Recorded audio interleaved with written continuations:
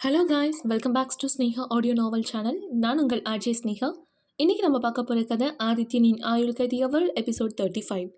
இது வரைக்கும் நம்ம சேனலில் சப்ஸ்கிரைப் பண்ணாதவங்க மறக்காமல் சப்ஸ்கிரைப் பண்ணிட்டு வாங்க கதைக்குள்ளே போகலாம். நள்ளிரவு மணி 12 இருக்கும். விஸ்வகர்மா பங்களாவின் பிரம்மாண்டமான தோட்டம் நள்ளிரவு நில ஒளியில் குளித்து கொண்டிருந்தது.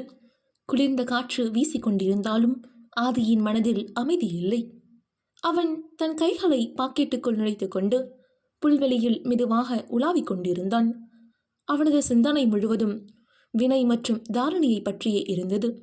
மாலையில் வினயின் அலுவலகத்தில் நடந்த அந்த சம்பவமும் தாரணியின் திடீர் திருமண பத்திரிகையும் அவனது மனதை வெகுவாக குடைந்தன. வினயோட காதல் இப்படி ஒரு நிலைமைக்கு வரும்னு நான் கொஞ்சம் கூட எதிர்பார்க்கல. தாரணி ஏன் இப்படி ஒரு முடிவை எடுத்தா? இதுக்கு பின்னாடி என்ன காரணம் இருக்கும் என்று ஆதி தனக்குள்ளேயே பேசிக்கொண்டிருந்தான். அப்போது அவனுக்கு பின்னால் லேசான சலசலப்பு சத்தம் கேட்டது. யாரோ மெல்லிய காலடி சத்தத்துடன் நெருங்குவதை உணர்ந்த ஆதி சற்றென்று தன் சிந்தனையில் இருந்து விடுபட்டு திரும்பி பார்த்தான். அங்கே மதுரா நின்று கொண்டிருந்தாள். நிலவின் வெளிச்சம் அவளது முகத்தில் பட்டு அவளை இன்னும் அழகாக காட்டியது. களைந்த கூந்தலும் எளிய புடவையும் அணிந்திருந்த அவளை பார்த்த ஆதி வியப்புடன் தன் புருவங்களை உயர்த்தினான். ஏய், நீயா மதுரா? இந்த நேரத்தில் இங்கே என்ன பண்ணிட்டு இருக்க? ஏன் இன்னும் தூங்காம முழிச்சிட்டு இருக்க என்று ஆதி சற்று அதிகாரமும் அக்கறையும் கடந்த குரலில் கேட்டான். மதுரா அவனை குறும்போடு பார்த்து லேசாக தலை சாய்த்தாள். நாளைக்கு காலையில் என் தங்கச்சி மித்ராவுக்கு கல்யாணம் இல்லையா? என்ன ஆதி? அதான் மண்டபத்துக்கு நாம் எத்தனை மணிக்கு கிளம்பணும்? டைமிங் கேட்டுட்டு போகலான்னு வந்தேன். நீங்கள் என்னடானா இங்கே வந்து நிலவை வேடிக்கை பார்த்துட்டு இருக்கீங்க என்றாள். ஆதி அவளை மேலிருந்து கீழ் வரை ஒரு பார்வை பார்த்துவிட்டு உதட்டில் ஒரு குறும்பு புன்னகை மின்ன, என்ன கேட்டா நீ இப்போவே கிளம்ப ரெடியாகிட்டேன்னு நினைக்கிறேன். நீ ஒன்று பண்ணு, இப்போவே ஒரு ரூமுக்கு போய் மேக்கப் போட ஆரம்பிச்சிடு. அப்போதான் நாளைக்கு காலையில் நம்ம கரெக்டான டைமில் கல்யாண மண்டபத்துக்கு போக முடியும் என்றான் வேண்டுமென்றே. மதுரா முகத்தை சுருக்கி கொண்டு, ஏன் நான் என்ன அவ்வளோ நேரமாக மேக்கப் போடுறேன் என்று சண்டைக்கு எடுத்தாள். பின்ன இல்லையா, நீ ரெடியாகிறதுக்கு எப்படியும் 3 மணி நேரம் எடுத்துப்ப. அப்புறம் முகூர்த்தம் முடிஞ்ச பிறகு தான் நம்ம மண்டபத்துக்கே போய் சேருவோம்.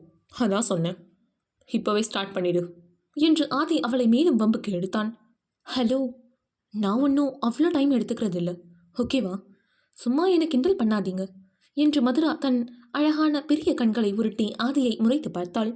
ஆனால் அடுத்த நொடியே அவளது கண்கள் ஆதியின் முகத்தில் தேங்கின. அவளது பேச்சில் நக்கல் இருந்தாலும் அவளது கண்களில் ஏதோ ஒரு விவரிக்க முடியாத கவலையும் பாரமும் இருப்பதை அவளது காதல் மனம் சட்டென்று கண்டு கொண்டது. அவளது குரல் சட்டென்று மென்மையாக மாறியது. என்ன ஆச்சு ஆதி? உங்கள் முகத்தை பார்த்தா ஏதோ பெரிய யோசனையில் இருக்கீங்க போல. என்கிட்ட சொல்லக்கூடாதா என்று மிகவும் அக்கறையோடு கேட்டாள் மதுரா. ஆதி ஒரு பெருமைச்சை விட்டான். முதலில் அவளிடம் பிசினஸ் விஷயங்களையும் தன் நண்பனின் சோகத்தையும் சொல்லலாமா என்று தயங்கினான். ஆனால் மதுராவின் அந்த பளபளக்கும் கண்கள் அவனிடம் உண்மையை எதிர்பார்த்தன. எனவே அவன் சொல்ல தொடங்கினான். அது வினய பற்றி தான் யோசிச்சுட்டு இருக்க மதுரா என்று ஆதி மெதுவாக தொடங்கினான். வினய் அண்ணாக்கு என்ன ஆச்சு? என்ன ஆதி, தாரணி ப்ராஜெக்ட் விஷயம் ஏதாச்சும் பிரச்சனையா என்று கேட்க, அதை விட பெரிய பிரச்சனை மதுரா. இன்னைக்கு தாரணி வினயோட ஆஃபீஸ்க்கு வந்திருந்தா. வந்து அவளோட கல்யாண பத்திரிக்கையை வினை முன்னாடி வச்சுட்டு, இனி நான் அவங்க ஆஃபீஸ்க்கு வரமாட்டேன் அப்படின்னு சொல்லிட்டு போயிட்டா. இன்னும் 2 நாளில் அவளுக்கு கல்யாணமா என்று ஆதி வேதனையோடு கூறினான். என்னது, தாரணிக்கு கல்யாணமா? அதுவும் வினய் சாரை விட்டுட்டா வேற ஒருத்தங்களையா? நம்பவே முடியல ஆதி. அவங்க 2 பேரும் எவ்வளோ ஆழமாக காதலிச்சாங்கன்னு நீங்கள் சொன்னீங்களே என்று மதுரா அதிர்ச்சியில் தன் கைகளை தன் வாயில் மீது வைத்து கொண்டாள். அதான் எனக்கும் புரியல மதுரா. வினய் இப்போ ரொம்ப உடைஞ்சு போயிருக்கான். கோபத்தில் என்ன பண்ணுறதுனே தெரியாமல் குடிச்சிட்டு மயங்கி கிடக்கிறான். தாரணி ஏன் இப்படி ஒரு முடிவை எடுத்தான்னு எனக்கு தெரியல. அவளோட இந்த முடிவுக்கு பின்னாடி ஆனால் ஏதோ ஒரு பெரிய பிளாக்மெயில் இல்லை கட்டாயம் இருக்குன்னு மட்டும் என் மனசு சொல்லுது என்றான் ஆதி. மதுரா மெதுவாக ஆதியின் அருகில் வந்தாள்.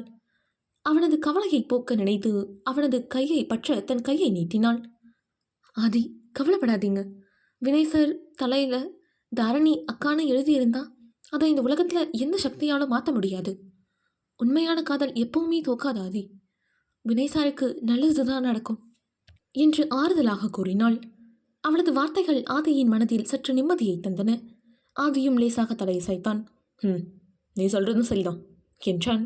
மதுரா இன்னும் ஒரு அடி ஆதியின் அருகில் நெருங்கி வந்து அவளது கையை பிடிக்கப் போனாள். அவளது இதயம் வேகமாக துடித்தது. ஆதியோடு இந்த நள்ளிரவில் நெருக்கமாக இருக்கும் அந்த நொடியை அவள் ரசித்துக் கொண்டிருந்தாள்.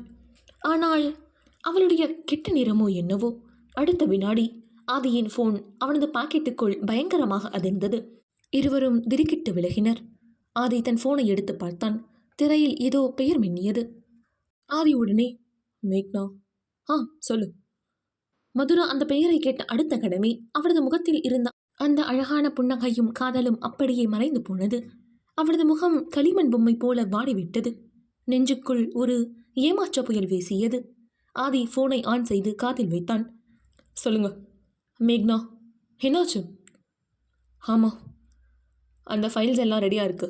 சரி, ஓகே, நாளைக்கு ஆஃபீஸில் அப்படியே பண்ணிவிடு என்று பிஸ்னஸ் விஷயமாக பேசிவிட்டு ஃபோனை துண்டித்தான். ஃபோனை வைத்துவிட்டு ஆதி மதுராவை திரும்பி பார்த்தான். என்னாச்சு மதுரா? முகம் ஒரு மாதிரி ஆயிடுச்சு. என்ன, நான் மண்டபத்துக்கு போகிற டைமிங் சொன்னதும் தூக்கம் வந்துடுச்சா என்ன என்று சாதாரணமாக கேட்டான். ஒன்றும் இல்லை, எனக்கு தூக்கம் வருது, நான் கிளம்புறேன் என்று மதுரா மிகவும் குளிர்ந்த குரலில் ஒற்றை வார்த்தையில் சொல்லிவிட்டு அங்கிருந்து விறுவிறுவென்று நகர்ந்து தன் அறைக்குள் ஓடினாள். ஆதி அவளது போக்கை புரிந்து கொள்ள முடியாமல், இவளுக்கு திடீர்னு என்ன ஆச்சு என்று குழப்பத்துடன் பார்த்தான். காலை 6:30 மணி. விஸ்வகர்மா பங்களாவே பரபரப்பாக இயங்கிக் கொண்டிருந்தது. வீட்டில் உள்ள அனைவரும் ஜெய்மித்ரா திருமணத்திற்கு தயாராகி கொண்டிருந்தனர். வேலைக்காரர்கள் அங்கும் இங்கும் ஓடிக்கொண்டிருந்தனர். தன் அறையில் மதுரா கண்ணாடியின் முன்னால் நின்றிருந்தாள். அவள் ஒரு சிவப்பு நிற பனாரஸ் பட்டு புடவை உடுத்தியிருந்தாள். அதற்கு பொருத்தமான தங்க நகைகளை அணிந்து நெற்றியில் சிறிய பொட்டு வைத்திருந்தாள். கூந்தலை அழகாக பின்னி மல்லிகைப்பூ சூடி கண்ணாடியில் தன்னை ரசித்தவளாக ஒரு நீண்ட மூச்சை இழுத்துவிட்டு தன் அறைக்கதவை திறந்து வெளியே வந்தாள் மதுரா. அதே வினாடி எதிரே இருந்த அறைக்கதவை திறந்து கொண்டு ஆதியும் வெளியே வந்தான். அவன் பாரம்பரியமான வெள்ளை நிற பட்டு வேஷ்டி பட்டு சட்டை அணிந்து ஒரு தென்னகத்து இளவரசன் போல கம்பீரமாக நின்றிருந்தான். இருவரின் கண்களும் எதிர்பாராத விதமாக நேருக்கு நேர் சந்தித்தன. சிவப்பு புடவையில் தேவதை போல அசாத்திய அழகோடு ஜொலித்த மதுராவின் தோற்றத்தில் ஆதி அப்படியே மெய் மறந்து போனான். அவளது கண்கள் அவளை விட்டு நகர மறுத்தது. அவளது உதட்டுச்சாயம், அவளது கண்களில் இருந்தமை, அவளது புடவையின் நேர்த்தி என அனைத்தும் அவன் தன் கண்களால் பருகினான். மதுராவும் ஆதியின் அந்த கம்பீரமான தோற்றத்தை பார்த்து தன் இதய துடிப்பை மறந்தாள். அவளது தீட்சண்யமான பார்வை அவளது உடலை ஒரு சிலிர்ப்புக்கு உள்ளாக்கியது. அவளது கன்னங்கள் வெட்கத்தால் இன்னும் சிவந்தன. சில நிமிடங்கள் அங்கே ஒரு பெரும் மௌனம் மட்டுமே நிலவியது. இருவருக்குள் இருந்த ஈர்ப்பு அந்த பாதையையே ஸ்தம்பிக்க வைத்தது. மெல்ல தன்னை சுதாரித்து கொண்ட மதுரா தன் நடுக்கத்தை மறைத்து கொண்டு, ஆதி, எல்லாரும் கீழே வெயிட் பண்ணுறாங்க, நம்ம கிரவுண்ட் ஃப்ளோருக்கு போகலாமா என்றாள் தாழ்ந்த குரலில். ஆதி தன் மயக்கத்தில் இருந்து விடுபட்டு லேசாக சிரித்து கொண்டான். ஆமாம், கிளம்பலாம் என்று கூறிவிட்டு லிஃப்டை நோக்கி நடந்தான். அவனது உதடுகளில் இருந்த புன்னகை அவன் அவளது அழகில் விழுந்து விட்டான் என்பதை மதுராவுக்கு உணர்த்தியது. அங்கு மண்டபமே நாதஸ்வர இசையோடு பச்சை பந்தல் மற்றும் பூக்களின் வாசனையோடு களை கட்டியிருந்தது. உறவினர்கள் கூட்டமும் விஐபிகளின் வருகையும் மண்டபத்தை நிறைத்திருந்தன. மணமேடையில் ஜெய்யும் மித்ராவும் அமர்ந்திருந்தனர். ஐயர் வேத மந்திரங்கள் ஓதி கொண்டிருந்தார். பின் கெட்டிமேளம் என ஐயர் சொல்ல கெட்டிமேள சத்தம் விண்ணை தொட்டது. ஜெய் புன்னகையோடு மித்ராவின் கழுத்தில் 3 முடிச்சுகளை போட்டான். சுற்றிலும் இருந்தவர்கள் அச்சதை தூவி வாழ்த்தினர். அந்த பரபரப்பான கூட்டத்தின் நடுவே மதுரா ஒரு ஓரமாக நின்று கொண்டிருந்தாள். அவளது கண்கள் கூட்ட நெரிசலில் ஆதியை தேடி அலைந்தன. இறுதியாக சற்று தொலைவில் தன் தந்தையுடனும் மற்ற பிசினஸ் பிரமுகர்களுடனும் பேசிக்கொண்டிருந்த ஆதியை கண்டு கொண்டாள் மதுரா. அவனையே பார்த்து கொண்டிருந்த மதுராவுக்கு சில மாதங்களுக்கு முன்பு தனக்கும் ஆதிக்கும் நடந்த அவசர திருமண நினைவுகள் அவள் நெஞ்சில் நிழலாடின. அன்று தானும் இப்படித்தானே மணமேடையில் அமர்ந்திருந்தோம் என்ற எண்ணம் அவளுக்குள் ஒரு சிலிர்ப்பை ஏற்படுத்தியது. அதே நேரத்தில் ஏதோ ஒரு உள்ளுணர்வால் ஆதியும் தன் பேச்சை நிறுத்திவிட்டு கூட்டத்தின் வழியே மதுராவை நோக்கி தன் பார்வையை திருப்பினான். இருவரின் பார்வையும் சரியாக மோதிக்கொண்டது. மதுரா தன்னை தான் பார்த்து கொண்டிருக்கிறாள் என்பதை உணர்ந்த ஆதி அவளது கண்களை பார்த்து மிகவும் மென்மையாக காதலோடு புன்னகைத்தான். மதுரா அந்த புன்னகையில் கரைந்து தன் முகத்தை வெட்கத்துடன் குனிந்து கொண்டாள். போதும் போதும், இங்கேயோ உங்க ரொமான்ஸா, கல்யாண மண்டபத்திலேயோ உங்களை நிறுத்த முடியாது போலேயே என்று ஆதியின் பின்னால் இருந்து ஒரு கிண்டலான குரல் கேட்டது. திரும்பி பார்த்தால் அது ஆதியின் கசின் அஜய். அவன் முகத்தில் ஒரு குறும்புத்தனமான சிரிப்பு இருந்தது. ஆதி அவனை முறைத்து பார்த்து, டே அஜய், சும்மா இருடா என்றான். என்னடா சும்மா இருக்கிறது? அங்க அக்காவுக்கு கல்யாணம் நடந்துட்டு இருக்கு, நீங்க 2 பேரும் இங்கு கண்ணாலேயே கவிதை பாடிட்டு இருக்கீங்க என்று சொல்லிவிட்டு செல்ல ஆதியின் உதடுகள் மீண்டும் விரிந்தன. திருமண சடங்குகள் அனைத்தும் முடிந்த பிறகு மித்ரா தன் அறைக்கு வந்து ஓய்வெடுத்துக் கொண்டிருந்தாள். அவளை பார்ப்பதற்காக மதுரா மெதுவாக அந்த அறைக்குள் நுழைந்தாள். மித்ரா பட்டுப்புடவையும் கனமான நகைகளுமாக கர்வத்தின் உச்சியில் அமர்ந்திருந்தாள். மதுராவை பார்த்ததும் அவளது முகத்தில் ஒரு ஏளன புன்னகை தோன்றியது. வா மதுரா, என்ன கல்யாணம் நல்லபடியாக முடிஞ்சிடுச்சு, எனக்கு ரொம்ப ரொம்ப சந்தோஷமா இருக்குடி. என் கனவு இன்னைக்கு நிஜமாகிடுச்சு. ஃபைனலி நான் மிஸ்ஸஸ் ஜெய் ஆகிட்டேன் என்றாள் கர்வத்தோடு. மதுரா மனதார புன்னகைத்து அவள் அருகே சென்றாள். ரொம்ப ஹாப்பியாக இருக்க மித்ரா, உனக்கு நல்ல வாழ்க்கை கிடைச்சிருக்கு இல்லையா? ஆனால் ஒரு அக்காவா நான் உனக்கு ஒரு சில அட்வைஸ் கொடுக்கணும்னு நினைக்கிறேன். இது ரொம்ப பெரிய ஃபேமிலி, அதனால் இனிமே எல்லார்கிட்டேயும் கொஞ்சம் கவனமாக இரு. யாரையும் ரொம்ப சீக்கிரமாக நம்பிடாத, முக்கியமாக என அன்போடு அறிவுரை கூற தொடங்கினாள். ஆனால் மித்ரா அவளது பேச்சை நடுவிலேயே மிக கோபமாக கட் செய்தாள். மதுரா, என்ன இது, நிறுத்து. எனக்கு உன்னோட இந்த வேண்டாத உபயோகமில்லாத அட்வைஸ் எதுவும் தேவையில்லை. முதல்ல உன்னோட தகுதியை தெரிஞ்சுக்கோ என்று கத்தினாள் மித்ரா. மதுரா அதிர்ச்சி அடைந்தாள். ஏய் மித்ரா, நான் உனக்கு நல்லது தான் சொல்லிட்டு இருக்கேன். நல்லதா? ஒன்று நல்லா ஞாபகம் வச்சுக்கோ மதுரா, இன்னைக்கு நீ இந்த அளவுக்கு ஒரு பணக்கார வாழ்க்கையை வாழ்ந்துட்டு இருக்கனா, ஆதி மாதிரி ஒரு கோடீஸ்வரனை கல்யாணம் பண்ணிட்டு இருக்கனா, அதுக்கு நான் தான் காரணம். அதனால எனக்கு எப்போவுமே நன்றியோட இரு என்று குத்தலாக பேசினாள் மித்ரா. மதுராவின் இதயம் அப்படியே நின்றது. அவளது கண்கள் கலக்கின. ஹே மித்ரா, ஏன் இப்படிலாம் பேசுகிற? நான் உன் அக்காடி என்று கேட்கும் போதே அங்கே அவர்களின் அம்மா சாரதா கதவை திறந்து கொண்டு உள்ளே நுழைந்தார். அறைக்குள் நடந்த பேச்சை கேட்ட சாரதா மதுராவை முறைத்து பார்த்தார். மித்ரா சொல்றது 200% உண்மை மதுரா. அவளால தான் உனக்கும் இந்த கோடீஸ்வர யோகம் அடிச்சுது. அதை முதல்ல புரிஞ்சுக்கிட்டு அவகிட்ட நன்றியோட இரு. அதை விட்டுட்டு அவளுக்கு அட்வைஸ் பண்ணிட்டு இருக்காத என்று மித்ராவுக்கு ஆதரவாக பேசினார். தன் சொந்த அம்மாவே தன்னை இப்படி பேசுவதை கேட்ட மதுராவின் நெஞ்சு வெடிக்கப் போவது போல் இருந்தது. அவளது கண்கள் கலக்கின. அவள் எதுவும் பேசாமல் மௌனமாக நின்றாள். தன் துக்கத்தை மறைக்க அங்கிருந்த மித்ராவின் புதிய புடவை ஒன்றை மெதுவாக தொட்டு பார்த்தாள். இந்த புடவை ரொம்ப யூனிக்காக அழகா இருக்கு மித்ரா என்று பேச்சை மாற்ற முயன்றாள் மதுரா. அடுத்த நொடி மித்ரா பாய்ந்து வந்து மதுராவின் கையில் இருந்த புடவையை பிடுங்கினாள். இது தொடாத மதுரா, இது ரொம்ப காஸ்ட்லி. ஜெய் எனக்காக ஸ்பெஷலாக கிஃப்ட் பண்ணது. உன் லைஃப்பில் நீ இந்த மாதிரி ஒரு சாரியை பார்த்துருக்கவே மாட்டல, எனக்கு நல்லாவே தெரியும். அண்ட் என் திங்ஸை உன் கையால் தொடாத மதுரா என்ற மிக மோசமாக பேசினாள் மித்ரா. மதுரா துடியுடைத்து போனாள். ஆதரவின்றி தன் அம்மா சாரதாவின் முகத்தை பார்த்தாள். அம்மா, அவ என்னை இப்படி பேசுகிறா பாருங்க, நீங்களுமா எதுவும் கேட்க மாட்டீங்க என்று தழுதழுத்த குரலில் கேட்டாள் மதுரா. ஆனால் சாரதா அதை கண்டு கொள்ளாமல், மித்ரா, களைஞ்சி போன உன் நகையை சரி பண்ணு என்று மித்ராவிடம் பேசிக்கொண்டு முகத்தை திருப்பிக் கொண்டார். மதுராவால் அதற்கு மேல் அந்த அறையில் இருக்க முடியவில்லை. அவளுடைய ஒட்டுமொத்த உணர்ச்சியும் அங்கே மிதிக்கப்பட்டது போல் இருந்தது. அவளின் கண்களில் கண்ணீர் வடிய அவள் விறுவிறுவென்று அந்த அறையை விட்டு வெளியேறினாள். அவள் போனதும் சாரதா, அவ ஏன் திடீர்னு அழுதுட்டு போறா என கேட்க, மித்ரா கர்வத்தோடு கண்ணாடியில் தன் முகத்தை பார்த்து கொண்டே, எனக்கு என்ன தெரியுமா என்றாள். அறையை விட்டு வெளியே வந்த மதுரா தன் கண்ணீரை துடைத்து கொண்டு நீராக ஆதியிடம் வந்தாள். அவளது முகம் சிவந்து உடல் நடுங்கிக் கொண்டிருந்தது. ஆதி அவளை பார்த்ததும் அவளது மாற்றத்தை உணர்ந்தான். என்னாச்சு மதுரா என்று கேட்க, ஆதி, எனக்கு இங்கே இருக்க பிடிக்கல, எனக்கு டயர்டாக இருக்கு, உடம்பு ஒரு மாதிரி இருக்கு, நம்ம இப்போவே வீட்டுக்கு கிளம்பலாமா ப்ளீஸ் என்று கெஞ்சும் குரலில் தடுதடுத்தபடி கேட்டாள். ஆதி அவளது முகத்தில் இருந்த தவிப்பையும் கலங்கிய கண்களையும் பார்த்தான். அவன் மறுவார்த்தை பேசாமல், சரி கிளம்பலவா என்று கூறிவிட்டு கார் பார்க்கிங்கை நோக்கி நடந்தான். மதுராவும் தலை குனிந்தபடி அவனுக்கு பின்னால் மௌனமாக நடந்தாள்.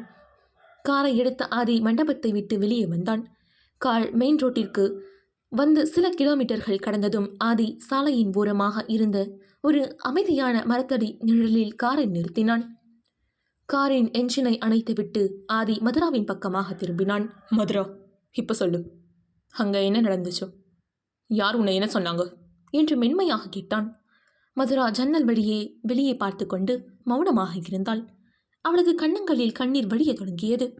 ஆதி அவளது கையை பற்றினான். மதுரா, நீ அழணும் அப்படின்னு நினச்சா நல்லா அழுதுடு. நான் உன்னை தப்பாக நினைக்க மாட்டேன், ஜட்ஜ் பண்ணவும் மாட்டேன்.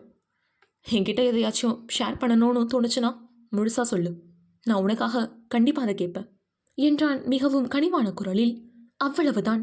ஆதியின் அந்த அன்பான வார்த்தைகள் அவளது அணை உடைத்த கண்ணீர் வெள்ளமாய் மாறின. மதுரா தன் முகத்தை மூடிக்கொண்டு கதறி அழத் தொடங்கினாள். ஆதி, மித்ராவும் அம்மாவும் என்று ஆரம்பித்தவள் அனைத்தையும் 20 நிமிடங்கள் அழுது கொண்டே ஆதியிடம் கொட்டி தீர்த்தாள். ஆதி அவளது பேச்சை அமைதியாக கேட்டுக்கொண்டிருந்தான்.